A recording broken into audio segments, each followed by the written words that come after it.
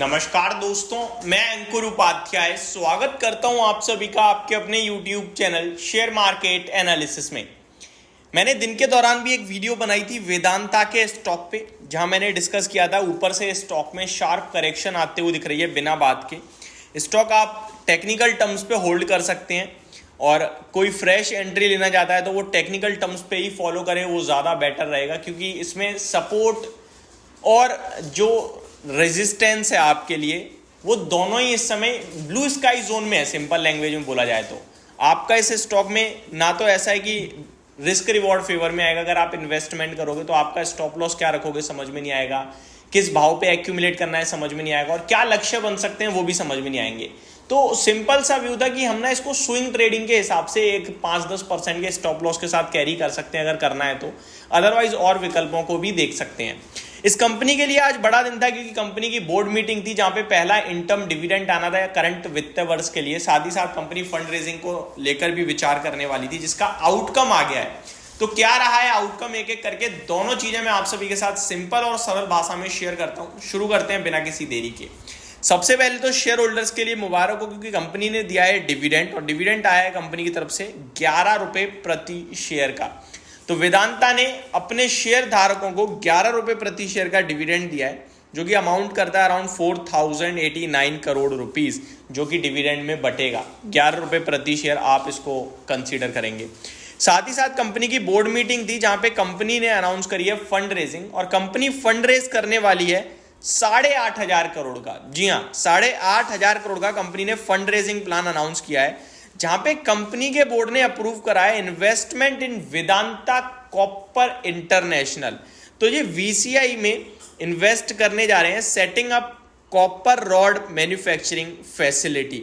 Obvious है, देखो जिस हिसाब से कॉपर की डिमांड मार्केट में दिख रही है उस हिसाब से कॉपर पे इनका फोकस जायज है, बनता है। मैं आप सभी के साथ हिंदुस्तान कॉपर को भी केवल इसीलिए शेयर कर रहा हूं क्योंकि कॉपर की डिमांड बहुत हाई लेवल पे हो सकती है, लेकिन स्टॉक अब मोर देन 100 के पीई पे ट्रेड कर रहा है, तो वो महंगा बहुत लगने लगा है, इसलिए अब उस पर ज्यादा बात नहीं करते हैं।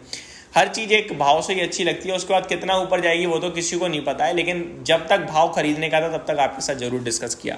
अभी वेदांता 433 रुपए के भाव पे आपके लिए ट्रेड कर रहा है। क्या करें क्या ना करें, बस वही है सुबह वाली बात, दोबारा रिपीट कर देता हूं मैं एक बार। अगर किसी के पास है तो वो होल्ड कर सकता है 393 रुपीज के स्टॉप लॉस से। अगर आप फ्रेश एंट्री लेना चाहते हैं तो भी आप ले सकते हैं, क्योंकि टेक्निकल बहुत स्ट्रांग है। तब टेक्निकल देख रहे हैं तो केवल टेक्निकल पे ही बात करेंगे, और टेक्निकल स्टॉप लॉस आपके लिए निकल के आएगा 380 से लेकर 390 के बीच में। अराउंड 415 420 के करीब कोई गिरावट आती है, वो आपके लिए खरीदारी का भाव बन सकता है, एवरेजिंग कर सकते हैं आप। एक स्ट्रिक्ट एसएल लगाएं 385 या फिर 390 का, जो भी आपके लिए सूटेबल हो, और स्टॉक को कैरी कर सकते हैं, होल्ड कर सकते हैं।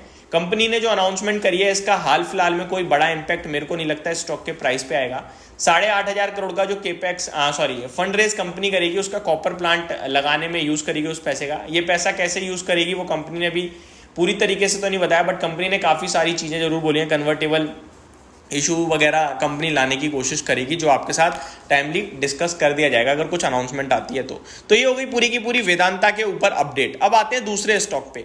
सबसे पहले तो ट्राइडेंट को लेकर कुछ कमेंट्स आ रहे हैं ट्राइडेंट के रिजल्ट्स डिस्कस करने के लिए। तो ट्राइडेंट की वेबसाइट पे मैंने जाके देखा, अभी तक रिजल्ट्स एक्चुअली में पोस्ट ही नहीं करे हैं कंपनी ने, जो मैं आप सभी के साथ डिस्कस करूँ। बाकी और बहुत सी कंपनियां जो अपने रिजल्ट्स पेश करते हुए दिख रही हैं, जिसमें नाम है जेके पेपर का। जेके पेपर के नंबर्स की बात की जाए तो जैसा कि बाकी के पेपर स्टॉक्स कर रहे हैं, इसने भी एग्जैक्टली वैसा ही करा है, खराब नंबर।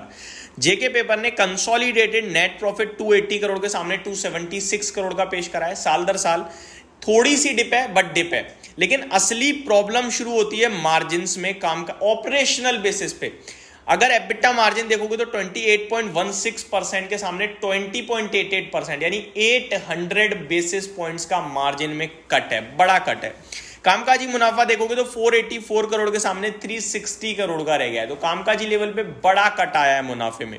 अगर रेवेन्यू की बात करें तो 1807 करोड़ के सामने 1805 करोड़ का है, तो रेवेन्यू और प्रॉफिट में उतना कुछ खास डिप नहीं है, लेकिन ऑपरेशनल बेसिस पे मार्जिन्स में बड़ी कटौती देखने को मिली है। कंपनी ने 5 रुपए प्रति शेयर का अपने इन्वेस्टर्स को डिविडेंड भी दिया है।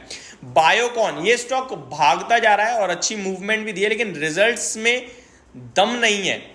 एक्चुअली में रिजल्ट्स में बड़ा दम है, इसके जो नंबर है वो थोड़े से डिफरेंट हैं।